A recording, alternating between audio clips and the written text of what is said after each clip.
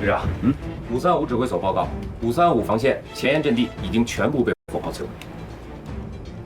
看来佟政委不对的，通知家里的部队马上增援，抢修工事。但是前沿阵地是遭到的持续性火炮打击，3、2天很难完全修复。这王可征是疯了是吗？旅长，新情况。什么情况？配属808里的远火营正在加速地向狼山推进，有可能对我展开第2轮炮火打击。还有，电子侦察截获了一组新的情报，王可征并没有执行演习指挥部的裁决，拒不执行要求808旅退出演习的决定。好吧，既然想决一死战，就别怪我山豹旅不留情面。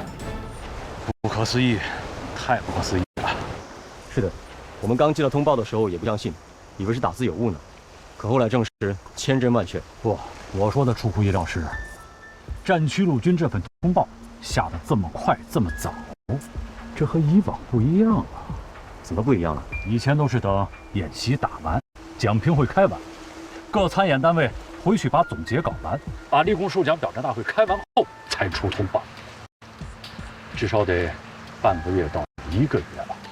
这次怎么会把当天的事情当天就通报？这能保证没有差错吗？哎，还听说别的什么说法了吗？对了，这后面还有一份战区陆军的紧急通知呢。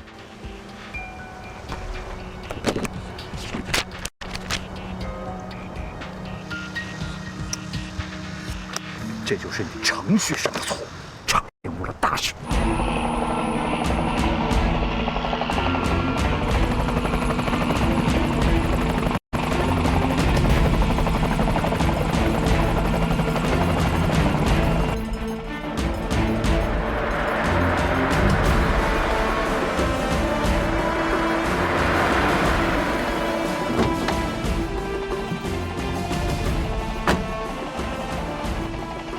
旅长同志，奉上级命令，陆航15旅03机组前来执行首长保障任务，请您指示。1个小时能赶到战区陆军参谋部吗？没问题，请首长登记。走。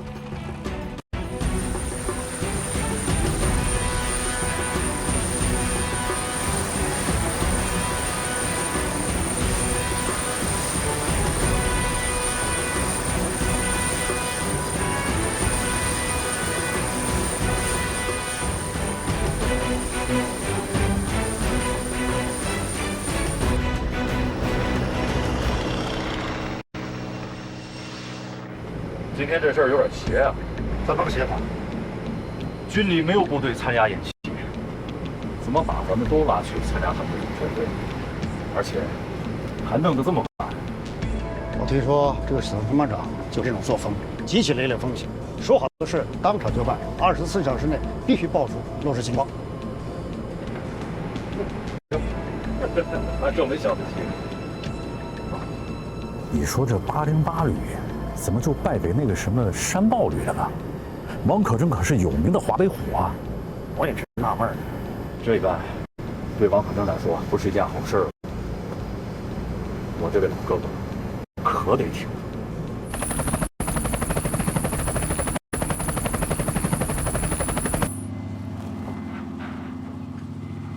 旅长，请喝水。好，谢谢。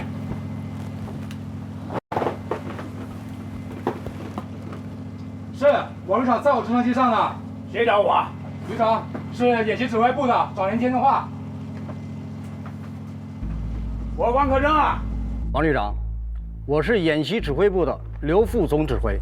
战区陆军首长让我通知你，请你立刻赶到狼山训练基地演习现场。今晚10点，战区陆军首长要在这里召开演习总结大会，请你尽快赶到。你说什么？总结大会？演习还没开始呢，就召开总结大会？总结个球啊！简直是活见鬼了！这是一起极不严肃的闹剧，就是拿演习当儿戏，当演戏。马上给我接何亚洲政委电话。是。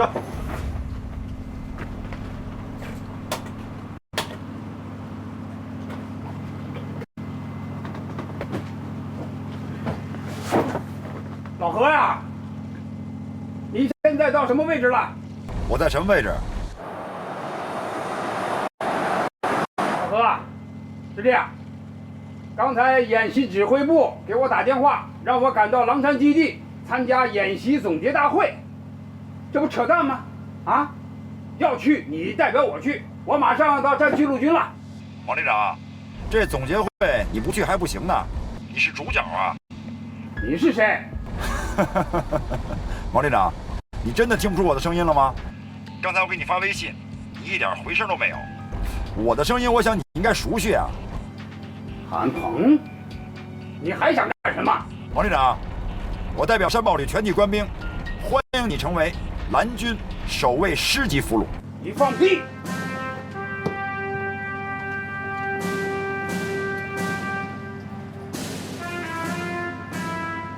你们不是陆航的？王旅长，自我介绍一下，我是蓝军山堡旅陆航大队大队长邢峰。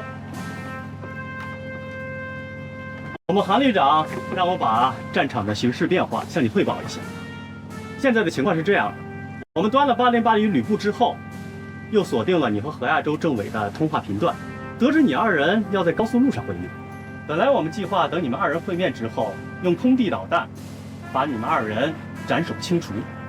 可后来我们的卫星发现，你的车队还在继续向狼山开进，并没有执行演习指挥部要你们退出演习的命令。于是我们旅长就放弃了斩首清除计划，继续跟踪你和何政委的行踪，并截获你呼叫陆航直升机要前往战区陆军首长那里告我们刁状的情报。于是我们就拟定了一个空中生擒业绩，我们就临时假冒配属红军陆航15旅机组前来保障。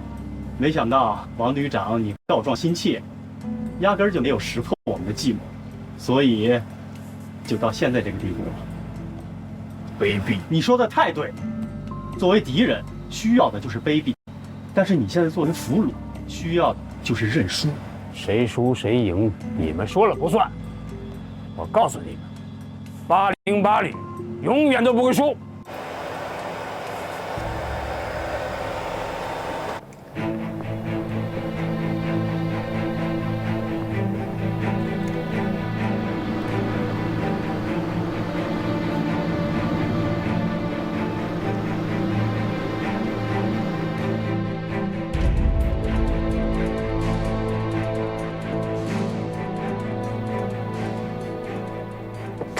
前方什么情况？赶紧去看看。是。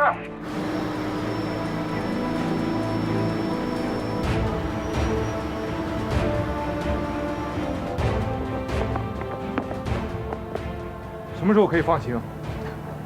这我哪说得准呢？你们要没啥急事儿的话，先等一等啊。同志，我们有紧急任务，必须马上通过，不然的话……别说不然啊，如果大家都遵守交通规则的话，就不会惹起事故，对不对？先别着急，一会儿交警、保险公司1个小时以后就到，照了相、画了图，你们马上就能通行了啊。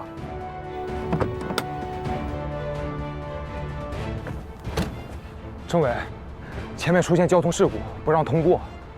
那怎么行？政委，咱们必须马上执行紧急处置第2套方案。政委，你看，从这下去坡度很小，只要把护栏扒开，车队就可以从下面绕过去。等车队过完，再让工兵连把他们恢复了。要是有什么损失，咱们照价赔就是了。这是唯一的办法了，但是事先要跟公路管理部门协商好。政委，前面就有路政工人。好，我去跟他商量一下，你把工兵连带上来。是。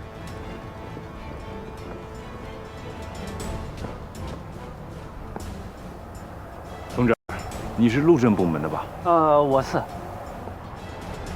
呀，官儿挺大的呀。我是部队的政委。哦，何政委啊，有什么事儿需要我帮忙的吗？是这样的，如果等交通事故处理完了，我们才能通过的话，可能就要耽误大事了。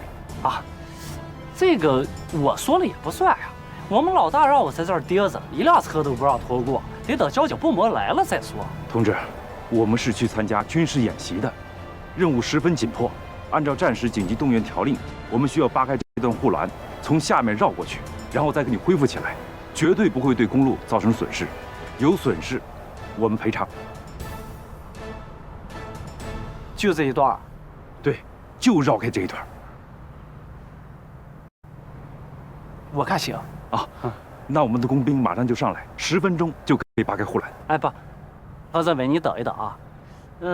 这个事儿呢，我说了也不算，我得向我们老大汇报一下。他说行，那你们马上就能通过。老大，我是乐乐，这儿有一个解放军的政委，姓何，他说啊，想扒开咱们护栏。什么？扒护栏？这不是搞破坏吗？不行啊！你看，我们老大不同意。你们老大是谁？我跟他说2句。我们老大他是这个管段的段长，姓韩，叫韩老大。他要是不同意的话，交警来了也没办法。韩老大同志，我是部队的政委，我们现在任务十分紧急。何政委，你是哪个部队的？我是808旅的。哟，808旅啊，那是亲人呐。我们修高速公路，你们没少派兵支援呀。你们的旅长是王可征吧？你和我们王旅长很熟吗？当然熟悉了，再熟悉不过了。哎，他的酒量可大了，等他来呀，我得跟他好好喝一顿。部队有规定，现在不准喝酒了。不喝酒也行，咱们喝茶。我这有好茶。我们工兵上来了，现在可以动手了吧？何政委，这样，你到我的管段来一下，咱们办个手续。办完手续之后呢，你就可以动手了。我呢，把这个手续向上级领导汇报一下，就合法了。要不怎么说咱们现在是法治社会呢？何政委，那你跟我走吧，就在前面这上，不远。好，你们在这儿等着，等我办完手续再开工。是，走吧。何政委，慢点啊。哎。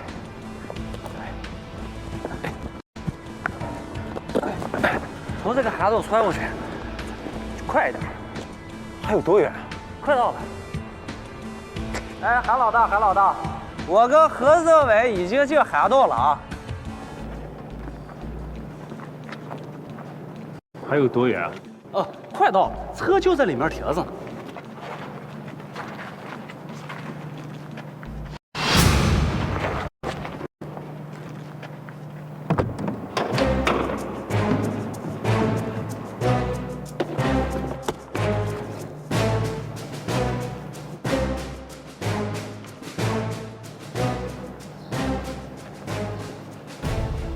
你好，何政委，我是蓝军山豹旅参谋长郝建国。郝参谋长，奉我们旅长韩老大的命令，前来对你实施抓捕。韩老大，抓捕我？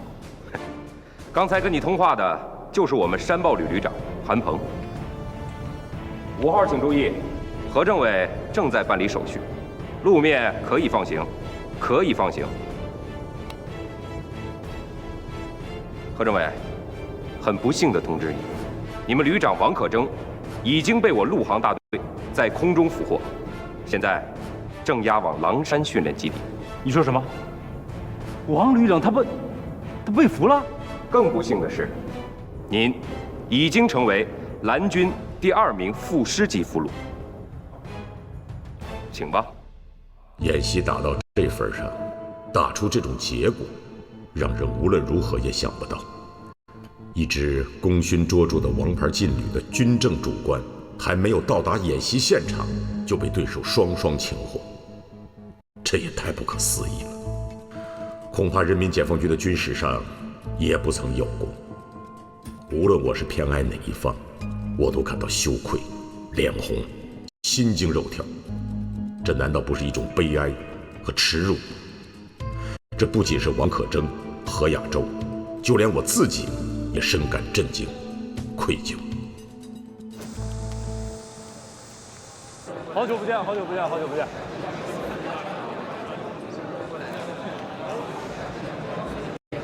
就是被遭到了。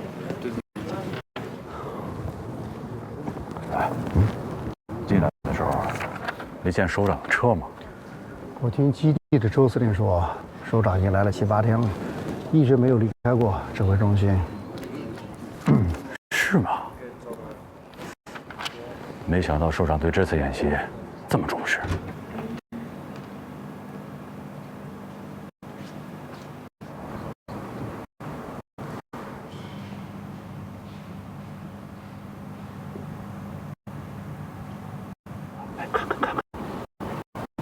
算是解放军了。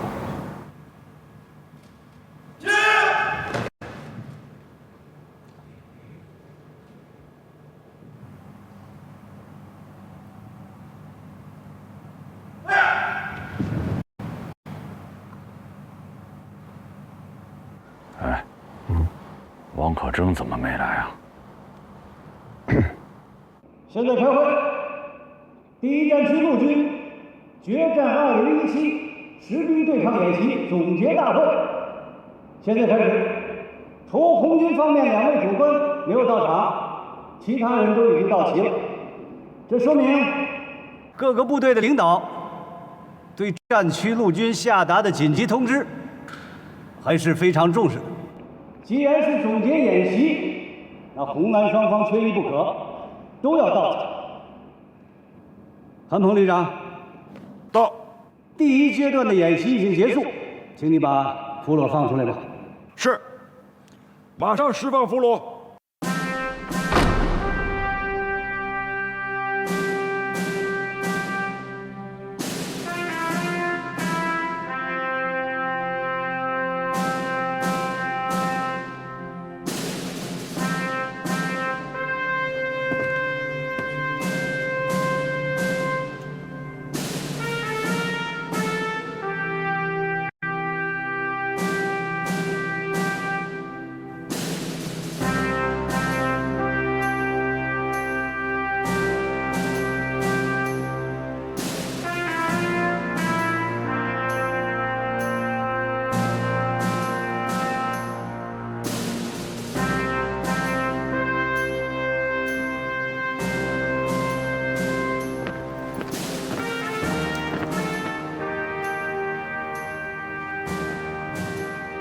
同志们，今天请各大单位主官到场来参加这个大会，而且是安排在晚上。可能有些同志想不通啊。首先，绝大多数单位没有参加这次演习，甚至不清楚这次演习的内容和规模，更不清楚战区陆军搞这次演习的真实意义。其次，参与和参加这次演习的各大单位也不清楚为什么要在今天晚上，也就是演习开始的当天，要召开这个总结大会。有关这2点啊，司令员在讲评的时候会向大家说明的。今天的会议一共有3项内容：第一，通报演习最终结果；第二，讲评；第三，宣誓部署第2阶段演习。3项内容要在30分钟之内完成。下面请陈军参谋长宣誓通报。第一战区陆军决战2017实兵对抗演习第1阶段任务圆满结束。演习于今天上午6时开始，于下午16时结束。演习预定3天。演习内容和任务是：红军主力3天之内攻取由蓝军防守的狼山训练基地535防线，为红军胜利；否则为红军失败。以此检验红蓝双方综合军事实力。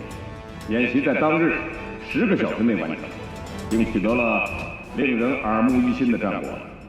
经演习指挥部演习导演部会同陆军机关军事专家的意见后，评判裁定，蓝军山豹旅用了不到4个小时，利用直升机大集群大纵深突袭，攻占红军旅部机关，炸毁了红军的弹药库和油料库，完全切断红军的后勤补给线，并且有效利用伪装战术，阻止红军行军速度。在红军已丧失持续机动作战能力条件下，演习导演部曾裁决红军失败，下达了红军退出演习的命令，但红军并未执行，继续按原定计划向狼山开进，并命令其配属炮营向蓝军阵地发起了炮火攻击。蓝军随即应变，并设计在红军进行途中将红军主力第808旅军政主官生擒，致使红军指挥系统完全瘫痪。演习以蓝军全胜圆满结束。现在我代表战区陆军作战部宣布，陆军808旅退出演习，返回驻地认真总结。演习通报宣读完毕。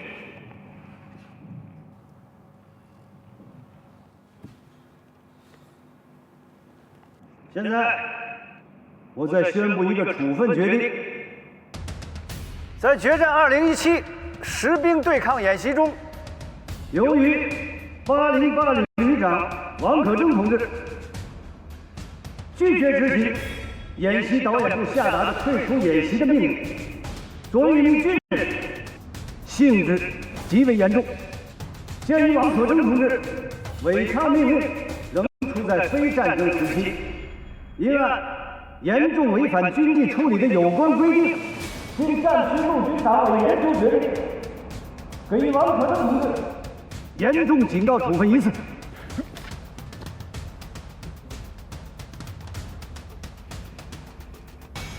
下面进行大会第2项，请刑事委员讲评。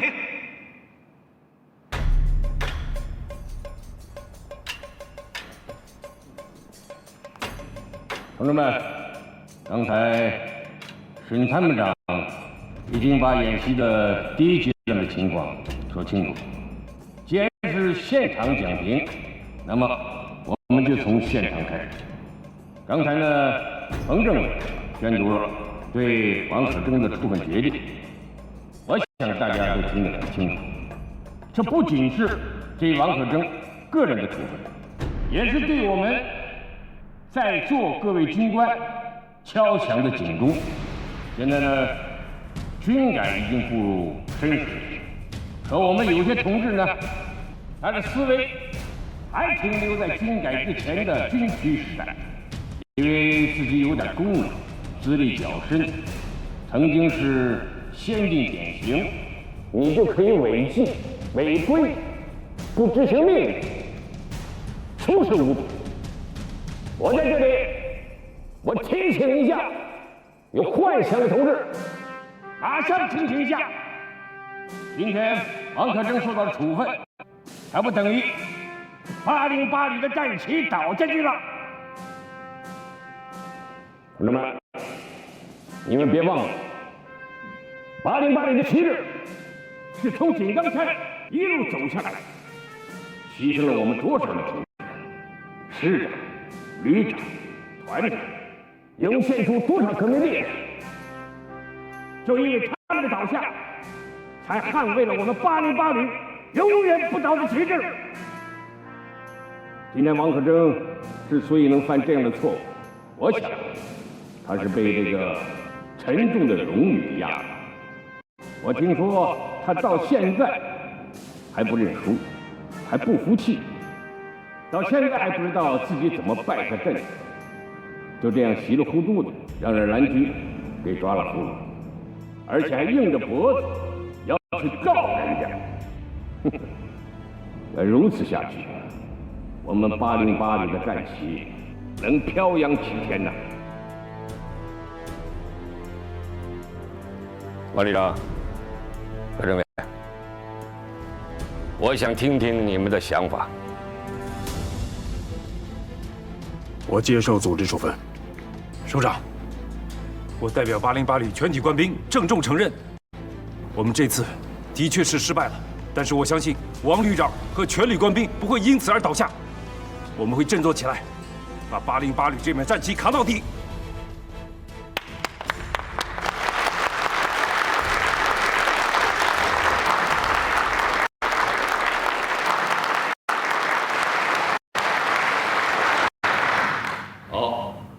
有决心就好，但知道为什么会败吗？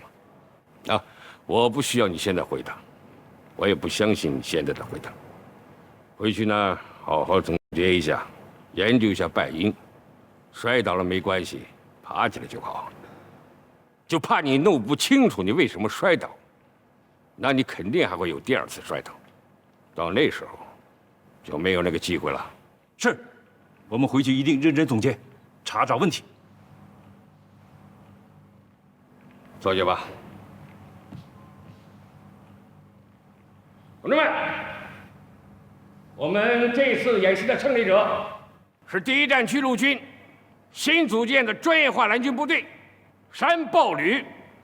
今天呢，也是山豹旅首次跟我们大家亮相。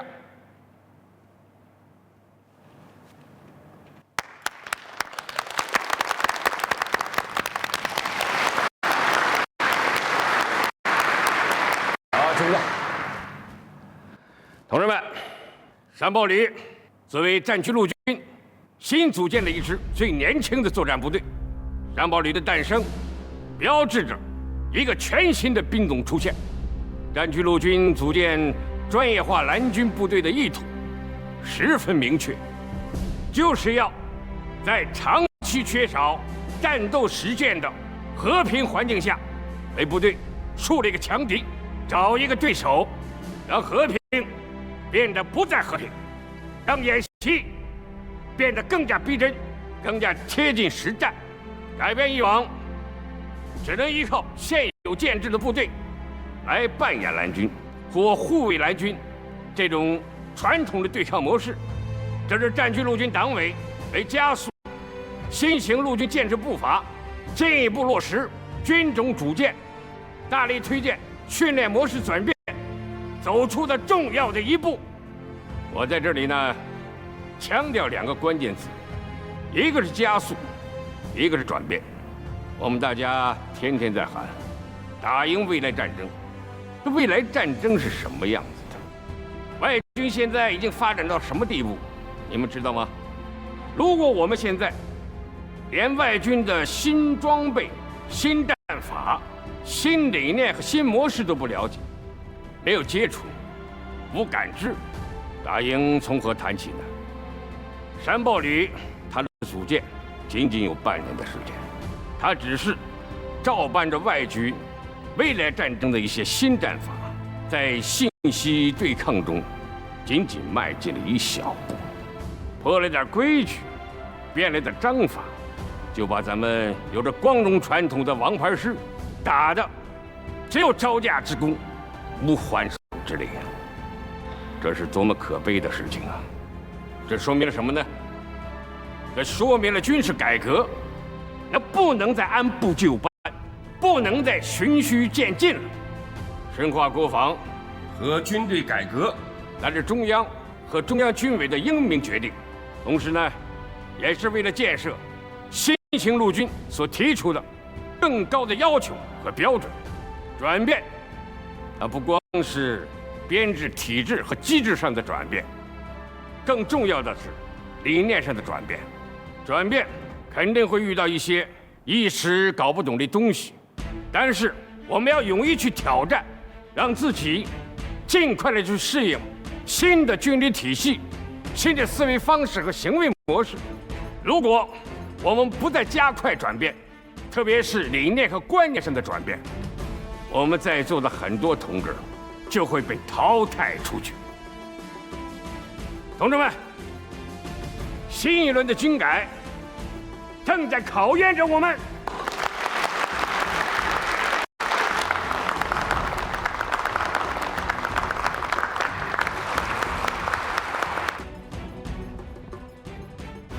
下面我宣布，决战2017第2阶段演习开始。这第2阶段谁跟谁打呀？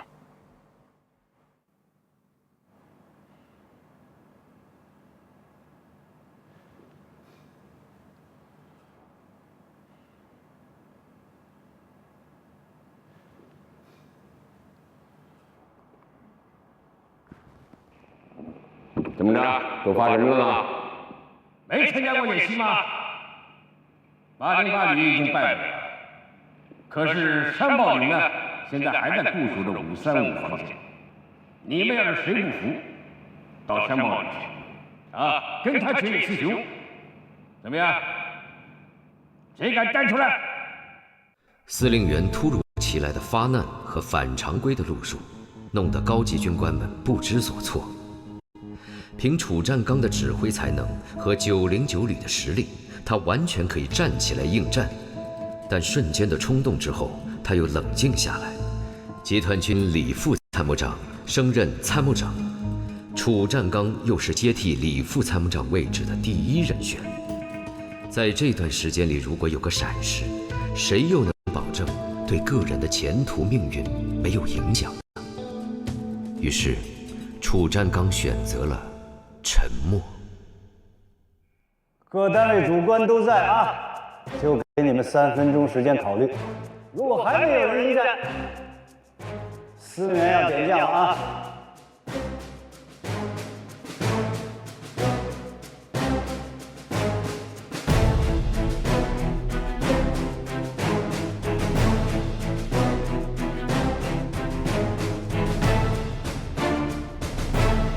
老王，你没事吧？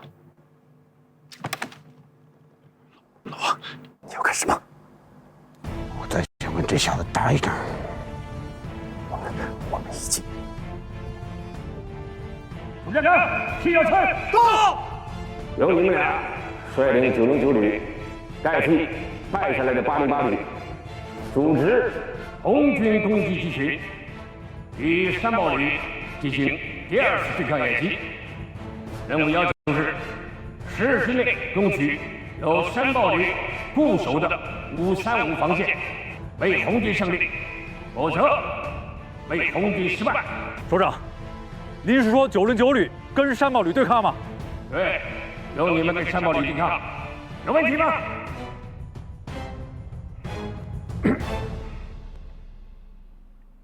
没问题，顶多给我1个月的准备时间，我保证。司令员所说的是10日之内，那么就是说，就是从今天算起，从现在开始。今天会议到此结束，散会。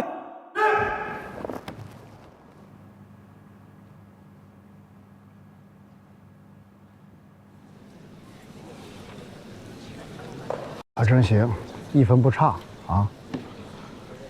老楚，看你的，顶住！哪有这样大演习的？没通知、没计划、没预案，部队没做好任何准备，这演习怎么打？真要命！你可是当场答应的哈。谁让你推我就范？谁会想到这10天是从今天开始算起？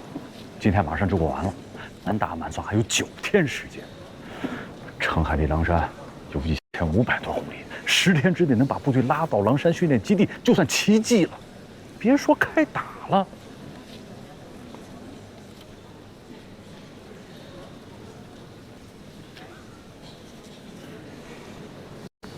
哎。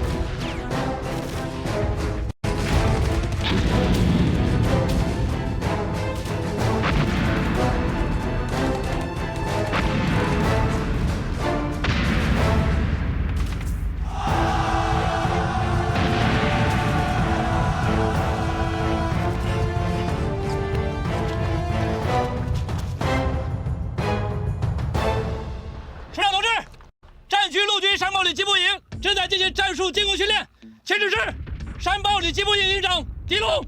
请继续。是。李营长，如果现在就把你的部队拉上去进行一场实弹演习的话，你有赢的把握吗？没有。为什么？战术进攻训练不到1个月，步坦协同不行。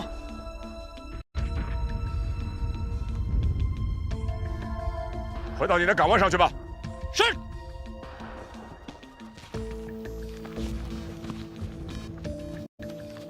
如果今天战争爆发，这仗谁来打？谁能上？随着军改不断深入，作为加快中国陆军现代化改革的重要举措，新型陆军训练改革的大胆探索，人民解放军第一战区陆军组建了一支全新的部队——专业化蓝军旅。战区陆军参谋长沈军为这支部队取名叫山豹旅，并准备作为这支部队的番号上报中央军委。但究竟专业化蓝军这条路能走多远，沈军心里也没底。鸿飞愿意留下来吗？他还是想回学院，他觉得搞课题带研究生比带兵强。我是问你有没有办法把他人给我留住？借他的时候我是打了借条的，关键的时候还得靠首长你。那国关的院长不是你的老朋友吗？光靠上面施压有什么用？哦，对了，他到底有什么顾虑啊？他说西方国家的军队里边编制没有政委这个职位，最多叫个随军牧师，当牧师他可不干。这叫什么话？他是山豹旅的党委书记、政治委员，地位毋庸置疑。但是专业化蓝军不是外军，是人民解放军的一部分，在你们内部暂时叫牧师、教授，我看也都行，一个职务2块牌子有什么不行的？但是作为人民解放军的第一支假想敌部队，究竟应该是个什么样子，我们也只能摸着石头过河。你们的这支蓝军部队，不要着眼于形似，更重要的是神似，在知敌、向敌、超敌、胜敌上要下大功夫，争取在最短的时间内打造出一支具有强大合成作战能力的磨刀石部队来。明白。不过什么？他要走还有另外一个原因。你说，有什么问题？看看我能帮他解决的。他想生2胎。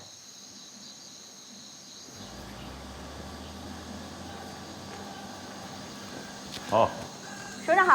啊，辛苦啊。首长好。你好。首长好。嗯。首长好。主任好。啊。首长好。佟政委，你身上的担子不轻啊，任重道远。谢谢首长，但是你的情况我已经听说了。哎，首长，咱们上车吧。啊。唐旅长、佟政委，我既然来了，就提前给你们吹吹风。你们山豹旅开张的第一仗，就是和V集团军的808旅打对抗。啊？跟808旅打？808旅可是有名的华北虎啊，这是王牌旅啊。参谋长，这是真的吗？军中无戏言，我给你们3天准备时间。3天时间？对，战区陆军决战2017实兵对抗演习第1阶段就由你们旅守备狼山基地第535防线，红军为陆军第808旅。3天之后发起进攻，守住535防线算你们胜利，失守算红军胜利。首长，你给交个底，这一仗我们怎么打？我还没底呢。放你们山豹旅出山，是战区陆军邢司令员和冯政委的意思。这个才3天的时间，敌人要打你，还给你留出准备时间吗？韩鹏，你给我记住了，蓝军出击不在输赢，在于行动，保证完成任务。怪不得山豹旅的主官们听说第一仗就跟808旅打对抗都发怵，在第一战区陆军乃至全陆军部队中，提到第808旅无人不晓。这支部队有着太多的辉煌和骄傲。它诞生于红军时期，参加过25000里长征、抗日战争、解放战争、抗美援朝战争。新中国成立后，屡次重大任务都少不了808旅的身影，多次参加国庆阅兵。王可成当旅长5年来，带领808旅所参加过6次重大演习，拿到6个全胜。现在让山豹旅一群无名小辈跟808旅打对抗，实在有点勉为其难了。组建才半年，基本上是清一色的学生兵。但据说武器是最先进的，进口的，有的还没拆封呢。光有好装备不行，人的因素才是第一位的。那个旅长的情况有最新资料吗？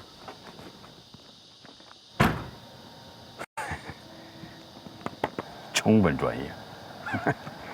听说入伍后经过多所军事院校进修，是战术学博士。博士？哎，政委，坐我车，一会儿咱俩很多情况再碰一下。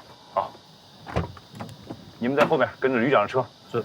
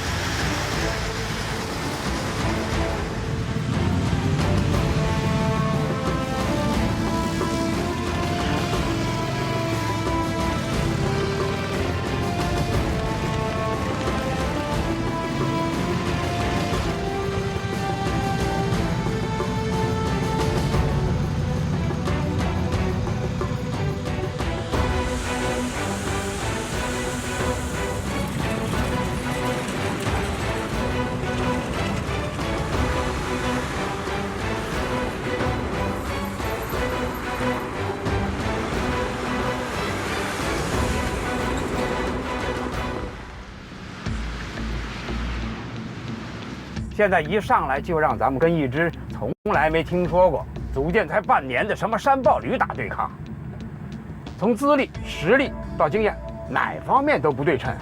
这不就跟俩人下象棋一样，你一上来让我一车2炮，明摆着看不起人吗？你说的也是啊，我当然更喜欢棋逢对手，将遇良才了。是啊，再说这韩鹏，他算哪一路的？军科院一研究员，还是个文科出身。哎呀，良才，除非他是怪才。要我说呀，这决战2017演习的决策就有点二。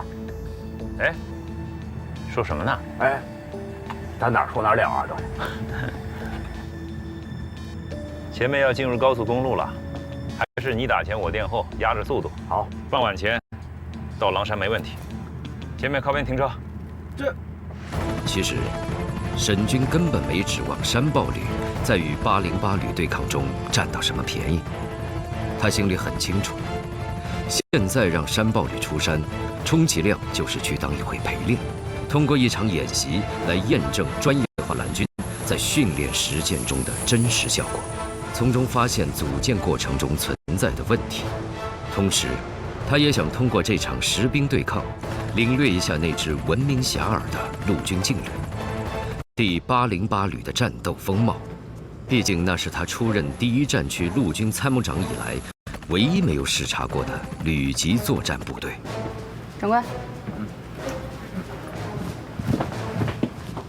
旅长，哎，你过来看。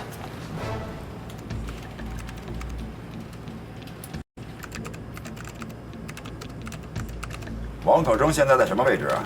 应该在车队的最前方的位置，时速在80公里左右。预计下午5时，先头部队和前线指挥部可到达狼山，7时左右可完成集结。配属808旅的部队在什么位置？战区陆军工兵团1个营已先期到达狼山，正在3洞3高地开辟炮阵地。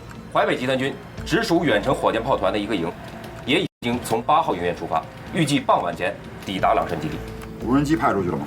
已经出发半个小时了，估计现在已经飞临红天湖大桥枢纽上方。打开看看。是。这就是基地15高速公路，这是808旅主力向狼山机动最便捷的路线。降低高度，逆行迎上去。是。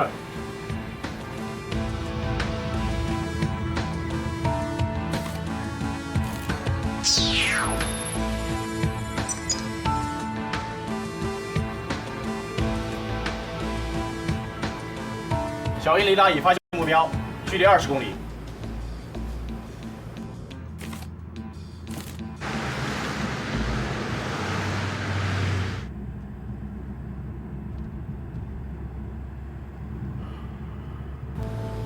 如果要设伏，我认为最佳的伏击点应该在前方70公里处的淮阳河大桥上。此桥呢，全长1206米，桥中心桥面离水面有50米。待808旅车队离桥头还有5公里时，我武装直升机事先从河面两端、大桥两侧飞进大桥，悬停于桥面以下、水面以上，等车队上桥行至桥中心时，另一架武装直升机呢，可突然出现在桥头上方，攻击先头部队。此时，他的车队肯定会停车迎战。我埋伏在大桥两侧的武装直升机，可从桥面两侧对王可征的坐骑发起攻击。我觉得这个计划倒是挺完美的，但是你们想过没有啊？就算咱把王可征给袭击了，王可征不在了，他们的旅里边还有政委呢，政委仍然可以代替旅长继续指挥战斗。那个时候，咱们所有的一切全都暴露了，那他们旅配属的直升机群以及导弹防空部队也会盯上我们，我们将无法阻止他们的前进。你的意思是改变方案？对啊，刚才无人机拍摄到的画面已经显示了，它整个行军过程当中都处在1级战备状态。目前还不知道808旅政委何亚洲的位置。我们如果能够同时打掉他的军政主官，是最理想的。小英有什么发现吗？小英已飞临车队尾部，发现多辆小型汽车和救护车。他的弹药和油料车呢？目前还未发现弹药车和燃料补给车。这不可能啊！这么大的动作，这么远程的机动，怎么可能不带油料呢？据我们收集到808旅5次演习的资料发现，王可征每次演习十分注意节省弹药，这和他本人的家教有关。他的父亲是位老新四军，无论是吃穿用上都要求他节省，说每一发子弹都是人民群众的血汗，因此他参加演习，先头部队带满弹药和油料，而后续部队只带1/3。如果3天之内拿不下目标，他才另外输送弹药和油料进行补给。看来是一个很会过日子的旅长。不过他这次把所有装备都拉出来了，不带足补给燃料和弹药，怎么公布的？也许王旅长认为拿下535防线是小菜一碟呢。我明白了，808旅的工兵营已经在构筑炮阵地了，那么他的远程火箭炮营肯定会提前到达3洞3高地。也就是说，等他的指挥所一到达狼山基地，就可能发起炮火准备。不知道你们注意到没有，他的装步营排在车队的最前部，等炮火准备一完成，他的装步营就可向我535防线发起攻击。他是想速战速决呀！你们分析的对啊，如果让他的计划得逞，咱们的535防线根本就顶不住808旅的进攻。情报中心报告，808旅所有参战人员和车辆装备已经离开了营区，队尾上了高速公路。王可征在什么位置？王可征已随先头部队离开了运河大桥。离他的老窝有多远？约260公里。哎，咱们可以去王旅长的旅部去看看。啊，旅长，你是想端808旅旅部打他的后方？现代战场哪有什么前方后方一说啊？既然我们的实力不对称，咱们呢就打一场不对称的战役，通知各大队各营放弃陆路截杀计划，改变航向，直飞808旅旅部。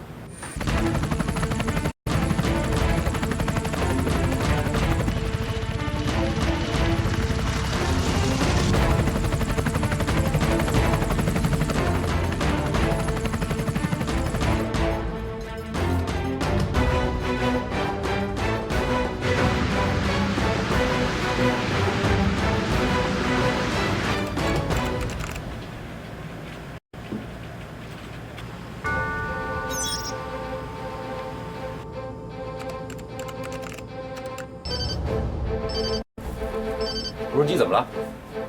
小应该是被红军防空雷达发现了，马上摆脱。不行了，红军同时采用强电磁干扰，指令传递通道被屏蔽了。这下坏了。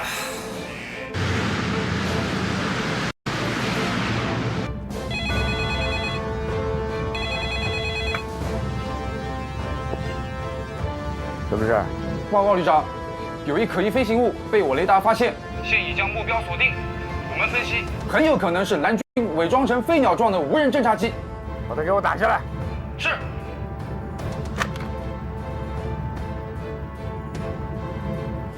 摆脱失败，小鹰已被红军雷达锁定。马上引爆。是。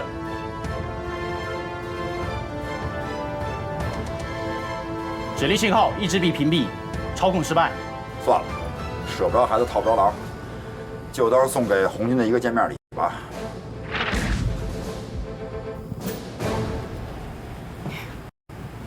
看来这个王旅长下手蛮狠的。哼，确实是一只猛虎啊！如果咱们呀跟他们正面交锋的话，他会把咱们的骨头都嚼碎了。是，不过模拟外军，我们不一定要模拟实力最强大的外军。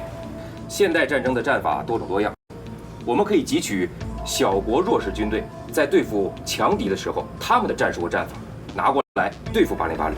你是说非对称式的灵活机动？对，避实就虚嘛。我同意你的思路。我们山豹旅确实很年轻，可以说是乳臭未干。首长让我们蓝军出击，要的不仅是胜利，而是警钟长鸣，不是要我们去拼实力，而是要把我们放在实战的环境中去锤炼，成为一块最好的磨刀石。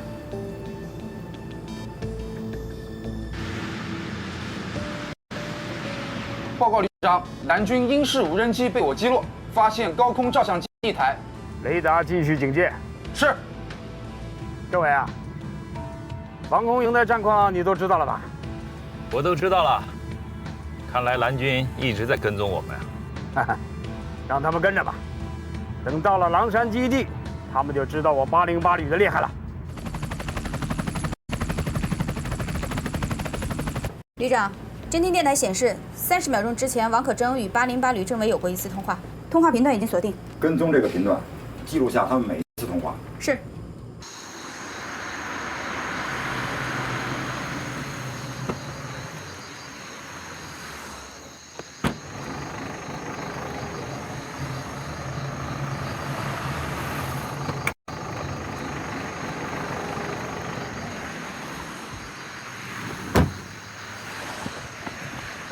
旅长，您看，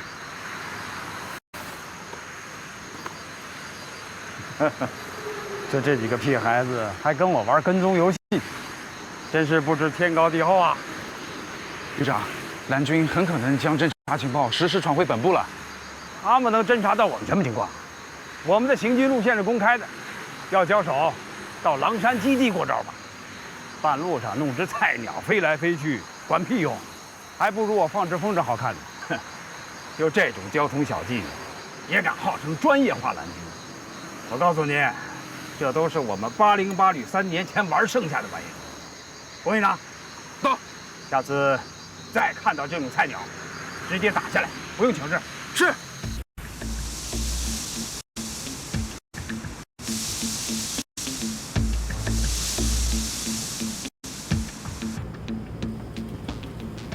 无人机侦察报告：808旅周边没有任何设防。通知各分队，10分钟之后发起进攻。是。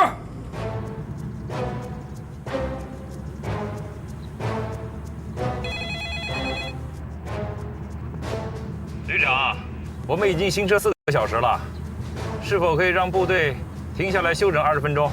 好的，各部就近选择服区停靠。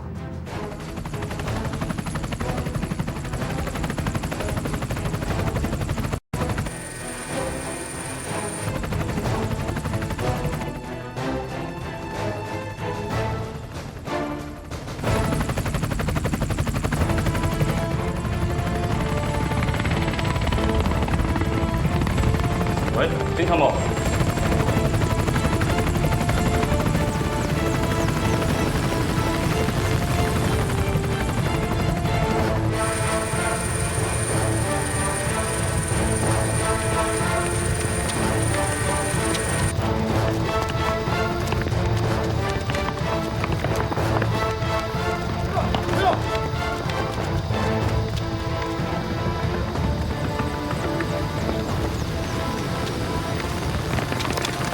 你们是哪个单位的？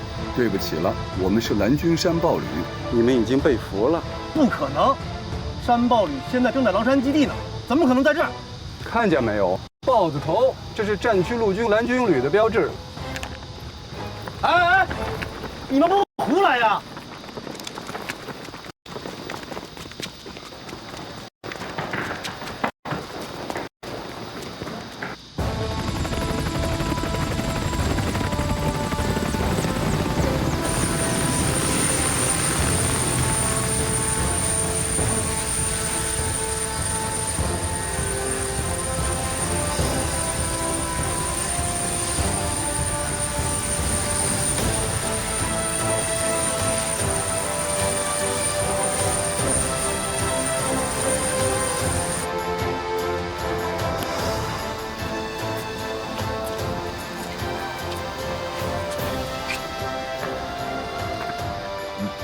报告长官，808守备人员已经全部被我控制，弹药库和油料库已被我封锁。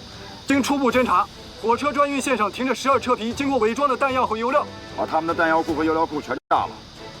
报告演习指挥部，蓝军已经占领红军808旅部，战况随后上报。是。你们算什么蓝军？简直就是胡闹，是恐怖分子！我有权向吕首长报告，向战区陆军首长报告。你说我们是恐怖分子？谢谢夸奖啊！你们这根本就不是演习。我们怎么不是演习啊？演习规则当中根本就没有这一项，你们违反了演习规则和演习纪律。金参谋，你别犯糊涂了。两军对抗哪有什么规矩可言？我看你是和平安定的日子过久了，战争都是电影画面了，对吧？如果我们今天是恐怖组织，今天这里就会血流成河。不过，向你们吕首长报告后院起火的事儿，还是很有必要的。行了，不跟他啰嗦了，咱们去拜会一下王旅长。走吧。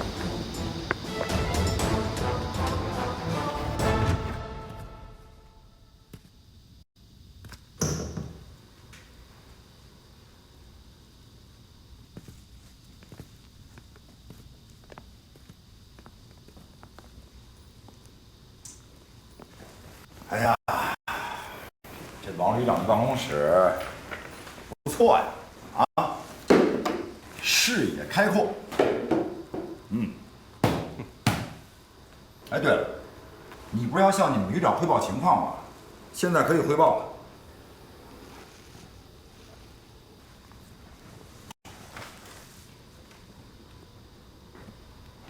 请你马上给我接1号首长，我是金参谋，我有紧急情况要向首长汇报。喂，旅长，我是小金啊，金参谋。咱们旅部，咱们旅部，哎，还是我来汇报吧。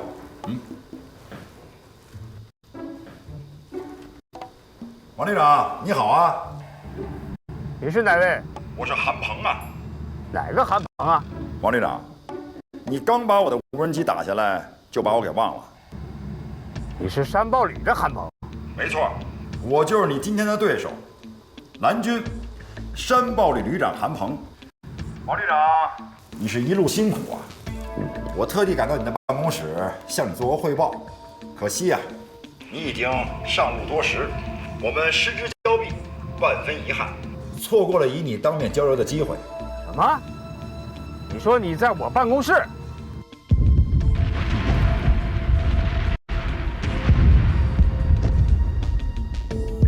这是什么情况？刚刚那是什么声音啊 ？OK，Sir，808旅的油料库和弹药库已被我工兵完全炸毁，油料补给专列和专运线路也被我完全切断。什么？你们把弹药库和油料库给炸了？你们简直是太无法无天了！这怎么可能？跟政委连接上。韩鹏，你不在狼山基地待着，你跑到我办公室干什么？王旅长，请允许我向你做一个简短的汇报。今天上午10点30分，我率山豹旅直升机作战群特战大队攻占了你808旅部，俘获你部留守人员30名。随后，我工兵分队炸毁了你油料库、弹药库各一座，还有你装满燃料和补给专列的专运线也被我们完全切断。韩鹏，谁给你的权利？演习对抗的战场在狼山基地，不在我旅部。你这是违规违纪，是无组织无纪律，而且还不讲规矩是吧？我命令你马上滚出我的办公室！快，追上前面旅长的车。是。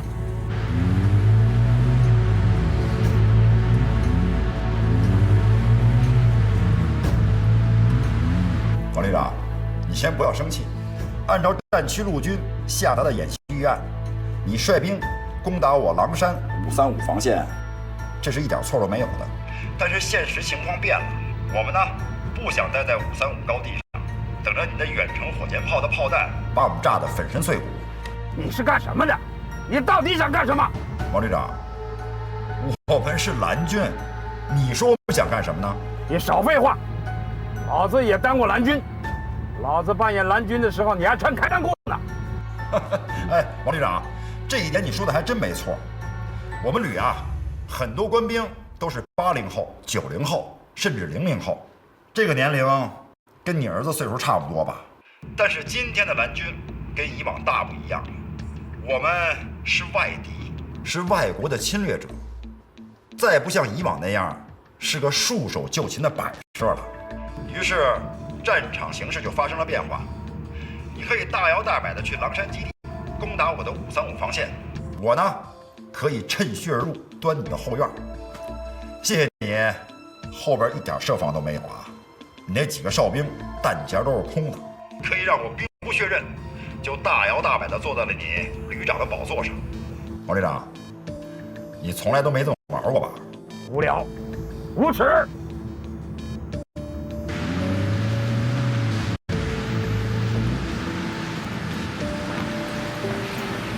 哎呀，既然话不投机，那咱们就不聊了，好吧？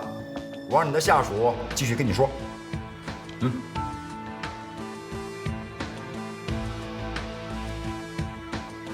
喂，旅长，山豹旅的韩旅长真的就坐在您的办公室里？靠边听着，这。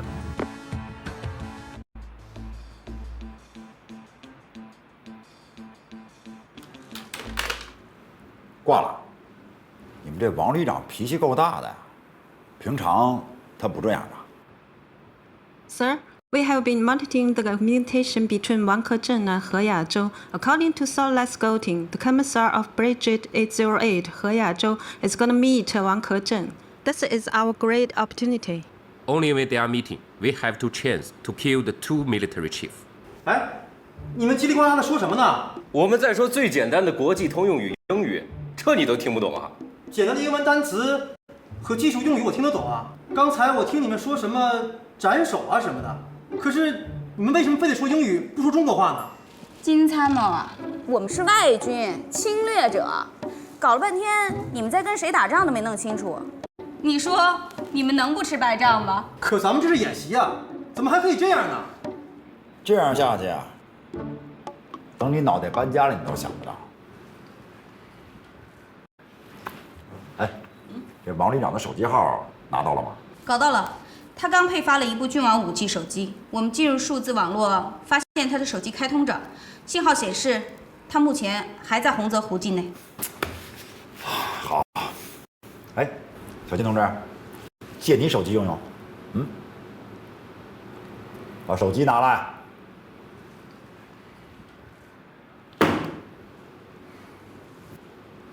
哎，给我拍张照片。Yes, sir.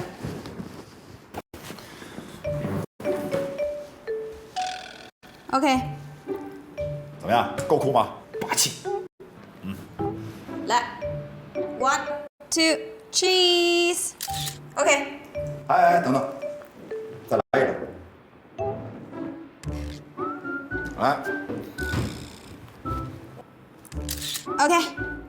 建国啊，一起。哎呦，我也拍啊！好，哎呀，好 ，cheese。OK。行，把这3张照片赶紧给王旅长发过去，再附上2句问候语。王旅长，你808旅部已经落入我蓝军之手，请你尽快的考虑投降或者认输。否则下场会十分尴尬。山豹旅旅长韩鹏。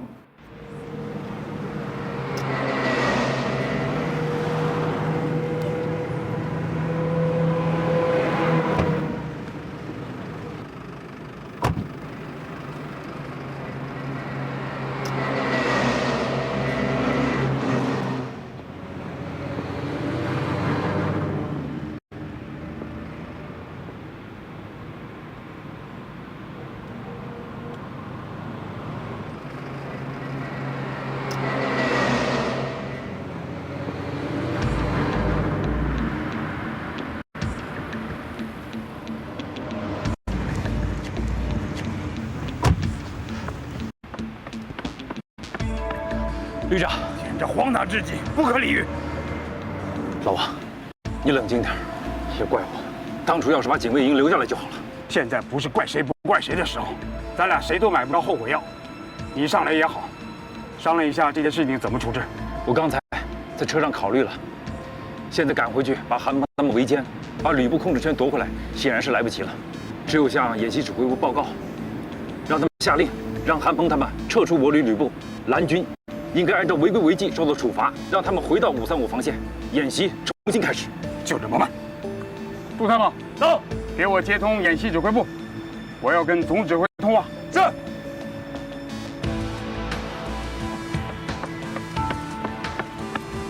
师长，你的手机有信息。我看，没几个人知道我的电话号码，能有啥信息？这么确定？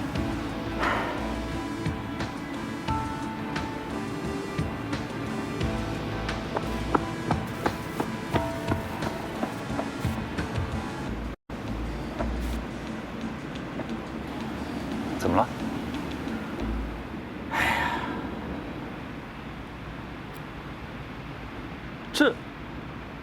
这是韩鹏发来的，简直是狂妄之极，不仅添乱，还添堵。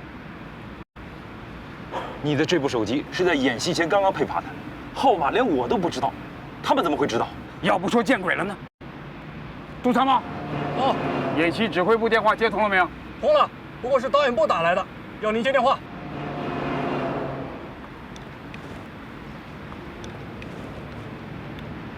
我是808旅王可征。王旅长，演习指挥部让我正式通知你，经过演习指挥部裁定，红军旅部机关已被蓝军攻占，弹药油料补给系统瘫痪，后勤运输线已完全被蓝军切断，红军已丧失持续作战能力，判定红军失败。陆军第808旅及配属红军方面的战区陆军工兵1营、火箭炮第10营、陆航15大队等单位，接到通知，即刻退出决战2017演习，原地待命。什么？退出演习？你没搞错吧？是蓝军违规，他们跑到场外胡闹。你这个裁决是错误的，我不能接受，我绝不接受。王旅长，这是决战2017演习指挥部经过认真研究后做出的裁决，并已上报战区陆军参谋部，请遵照执行。这个裁决就像晴天霹雳，瞬间已把808旅的2位主官打懵。失败来得如此之快，如同一场噩梦。王可征、何亚洲根本无法接受，甚至无法忍受。旅长，你是怎么想的？这个裁决完全是错误的。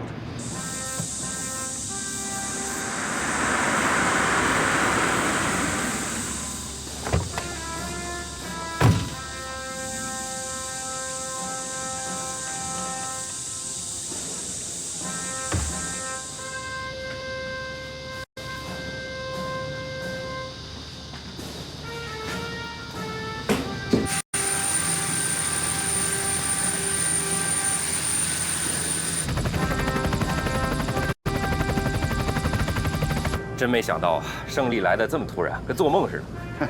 我跟你说啊，出奇才能制胜。没错，没错。旅长，你想什么呢？接通佟政委。是。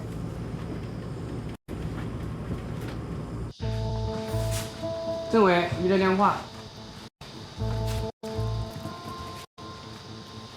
喂，旅长，你们辛苦了。我的教授，你现在知道结果了吧？什么结果？演习指挥部已经通知我们了，决战2017演习，咱们蓝军大获全胜啊！就这事儿啊，我知道了。我在忙，等你回来再说吧。哎，我现在可不忙啊，你现在就说。我都说了，我忙。不是演习已经结束了，你忙什么呢？整修加固工事，准备战斗啊！什么？修建工事？不是，政委是什么意思啊？只是说回去再说，他们还在修筑工事呢。难道说演习还没结束吗？政委的感觉是对的，不能说红军的失败就是我们的胜利。从某种意义上来说，咱们是没有胜利可言的。如果说这也叫胜利的话，那组建咱们这支专业化的蓝军就没有任何实际意义了。报告，卫星侦察显示，红军行进路线并没有任何改变，依然在向狼山方向开进。